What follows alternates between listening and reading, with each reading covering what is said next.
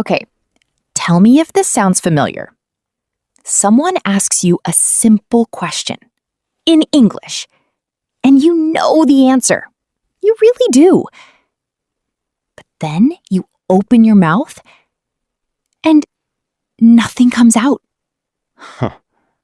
Or you start speaking, and then you just stop right in the middle. And then the silence feels like forever. If that's you, you are in the right place today. Hey everyone! Welcome back to Let's Talk English. The podcast where we have real conversations in simple, natural English. I'm Sophie. And I'm Jack. And today, we are talking about something that so many learners struggle with. Yes, the pauses. You know that feeling?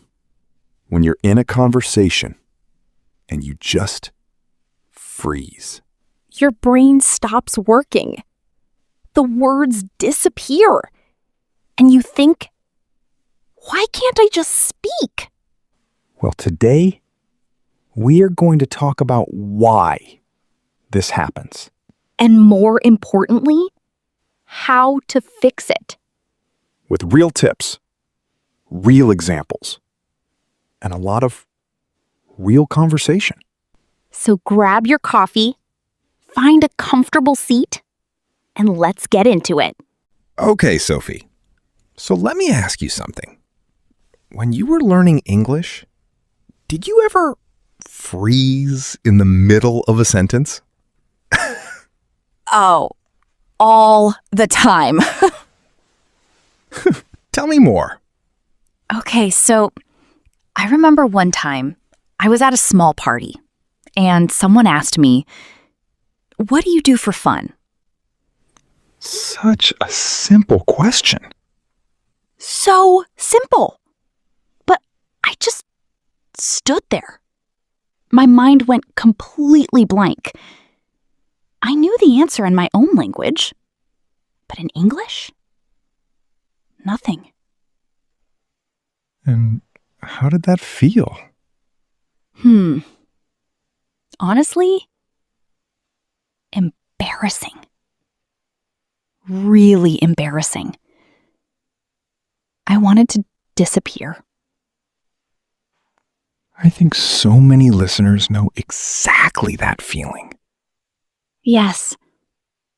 And you know what? It's not about how much English you know. Right.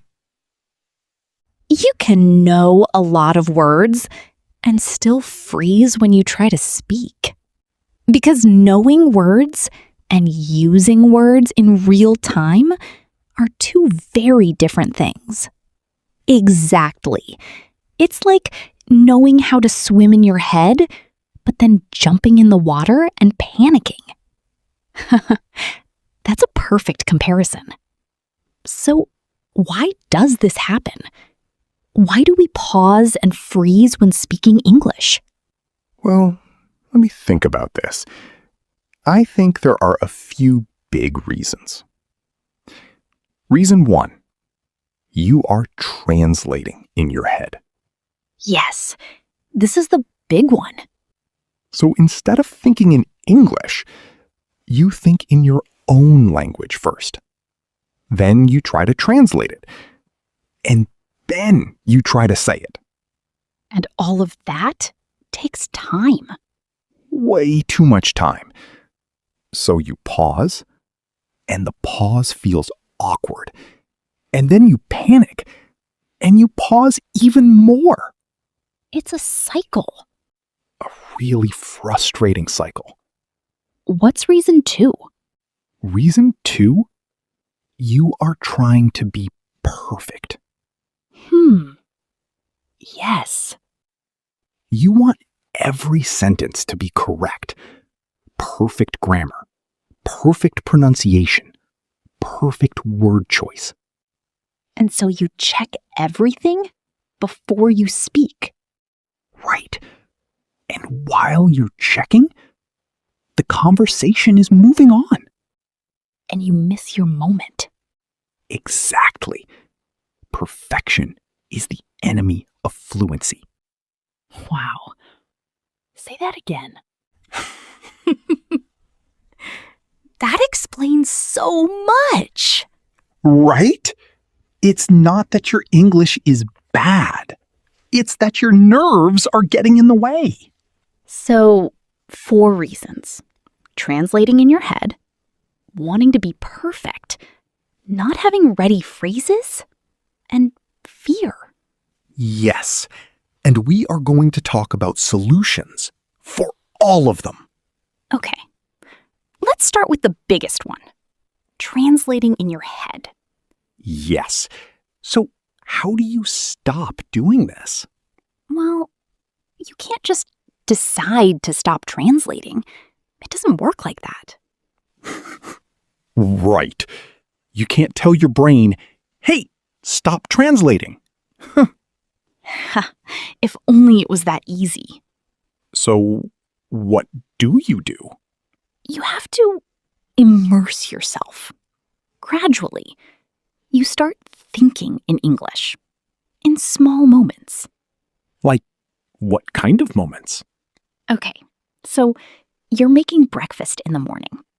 Instead of thinking in your language, you think in English. I'm going to make eggs.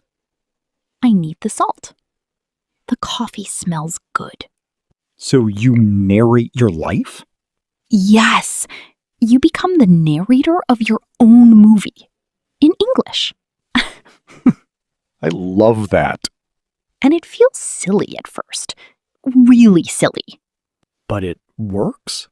It works so well because slowly your brain starts to switch. It learns to think in English. Yes, and when you're in a conversation, your brain is already warmed up. It's already in English mode. So you don't need to translate anymore. Right. The words just come. Okay, let's talk about the second reason. Wanting to be perfect. This one is close to my heart Why?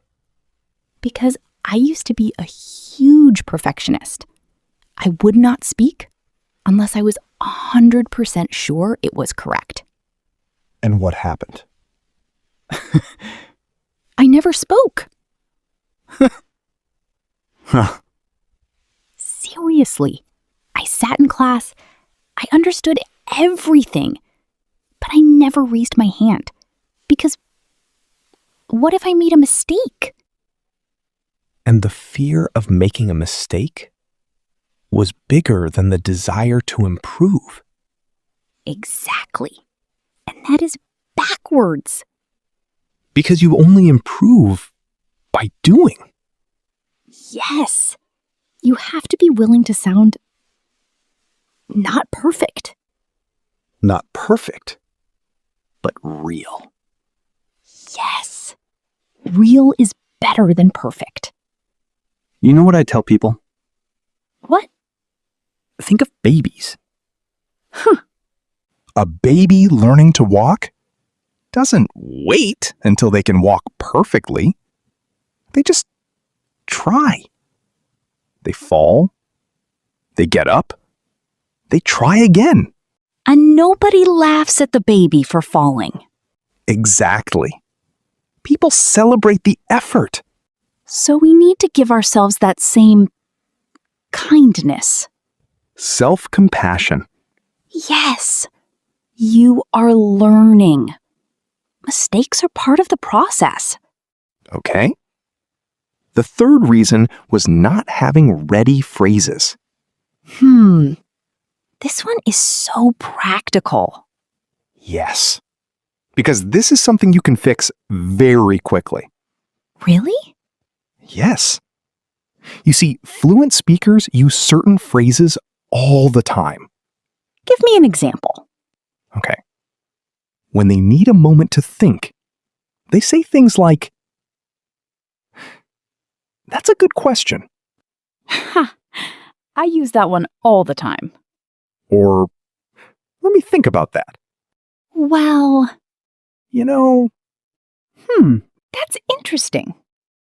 these are called filler phrases. And they are magic. Ha! Why magic? Because while you're saying the filler phrase, your brain has time to find the real words. So you keep talking, but you're actually buying time. Yes! And it sounds completely natural. Because native speakers use these all the time. All the time. Right. Nobody notices you're buying time. You just sound thoughtful. I love that. You don't sound confused. You sound thoughtful. Big difference. Huge difference. Okay, I want to talk about something really important now. The speed problem. Oh, yes. So a lot of learners think that fluency means speaking fast. Yes, they think fast equals fluent. But that's not true. Not true at all. Fluency means speaking smoothly, without long, uncomfortable pauses, without losing your train of thought. You can speak slowly and still sound fluent. Yes, slow and smooth is much better than fast and messy. Fast and messy. That's so relatable. Right? You don't need to rush. Give yourself permission to go slow. And you know what's interesting? What? When you speak slowly and clearly, people actually understand you better. And they respect you more. Yes, slow and clear is powerful. Think of good speakers, politicians, teachers, great storytellers. Okay?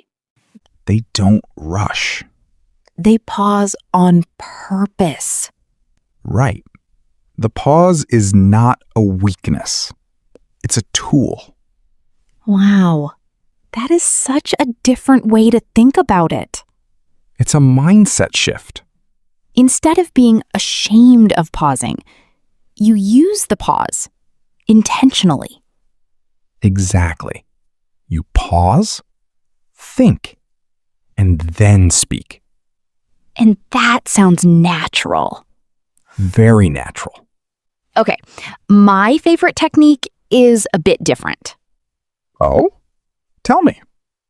I call it the 1 minute challenge. Interesting. What is that? So every day, you pick a topic, any topic, and you speak about it for 1 minute without stopping. Without stopping?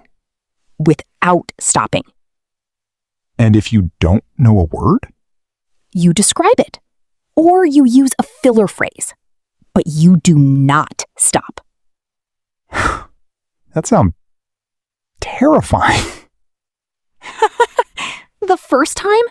Yes, it's terrible. But But after a week, you start to surprise yourself. you start to flow. Yes, the words start to come because your brain learns that stopping is not an option. You force your brain to find the words. Exactly. I love it. Practice them. Use them. Ready? Let's go.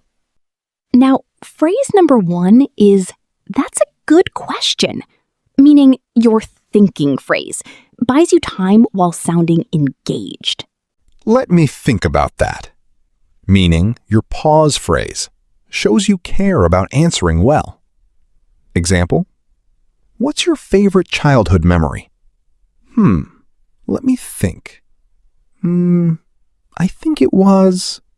What I mean is, I really enjoy. What I mean is, I enjoy spending time in quiet places. Something like that. He works in, technology. Computers. Something like that. Actually, your smooth pause phrase sounds like added info, buys you a breath. Example, do you like Italian food? Actually, yes, I love it, especially pasta. You know what I mean? Your connection phrase pulls the listener in and gives you a natural pause. Example, it was a really long day. Tiring, but also fulfilling. You know what I mean? Sorry, I lost my train of thought. Meaning, your rescue phrase. Honest, relatable, and people will help you. Okay. Story time. Oh, I love this part. I want to tell you about someone. His name is Daniel. Tell me about Daniel. Daniel is from Brazil. He studied English for 5 years. He could read well. He could understand movies. His grammar was actually quite good. But when he tried to speak, he froze. Every single time. what happened to him? He got a new job. And in this job, he had to speak English in meetings. Oh no. Yes. The first meeting, his boss asked him a question in front of everyone And? And almost quit his job. Oh no. But he didn't quit. What changed? He decided to try something different. Every morning before work, he did the 1-minute challenge. He spoke about one topic for 1 minute without stopping. Just like you described earlier. Yes, and he also learned his filler phrases. That's a good question. Let me think about that. He practiced them out loud, at home, every day. And did it work? 3 months later, his boss asked him another question. In a meeting, in front of everyone. And? Sophie took a breath. Jen.